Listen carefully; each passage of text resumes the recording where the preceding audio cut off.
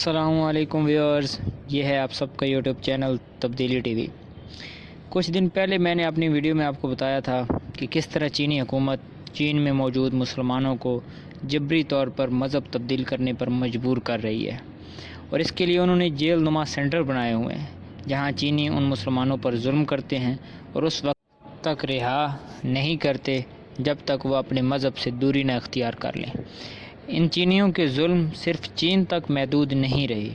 कुछ अर्सा पहले एक केस सामने आया था जिसमें एक चीनी शहरी ने पाकिस्तानी लड़की से शादी की और उसको चीन ले गया, और फिर वो लड़की कभी वापस ना आई और ना ही उसके घर वालों से उसका कोई रब्ता हुआ। उस पर जब तहकीकात की गई जिनमें इंतहाई ख़तरनाक और हैरान कुन बातें सामने आई हैं। सी पैक और मुख्तलिफ़ प्रोजेक्ट्स पे काम करने वाले चीनी इंजीनियर्स और लेबर ने 629 पाकिस्तानी लड़कियों से शादी की। ये शादियाँ 2018 से अप्रैल 2019 तक की गई हैं।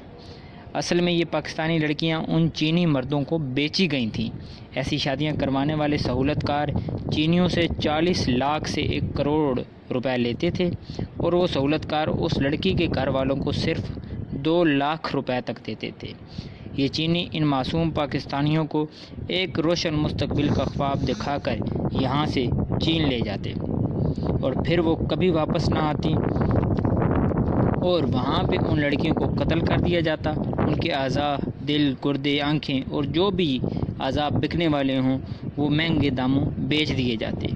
ये बातें लीक होने पर जब इन चीनियों पर फैसलाबाद की अदालत में केस चलाया गया, उस केस में पहले तो कुछ ख़वातीन ने इन चीनियों के ख़िलाफ़ बयान रिकॉर्ड करवाया पुलिस को, लेकिन फिर उनको डरा धमका कर या पैसे देकर ख़रीद लिया गया, और अदालत में वो अपने बयान से फिर गई, और फिर अदालत ने उन 31 चीनी मुलज़िमों को इस केस से बरी कर दिया।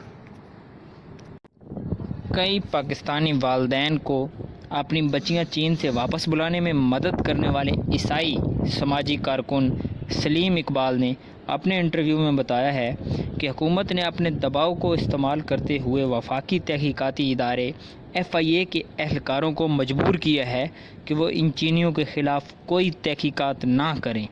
तमाम सरकारी महकमे इस बात पर खामोश हैं, क्योंकि अगर चीन पर इन बातों की वजह से ज़ोर डाला गया तो चीन के साथ मालियाती हवाले से हमारे तल्लुकात ख़राब हो सकते हैं।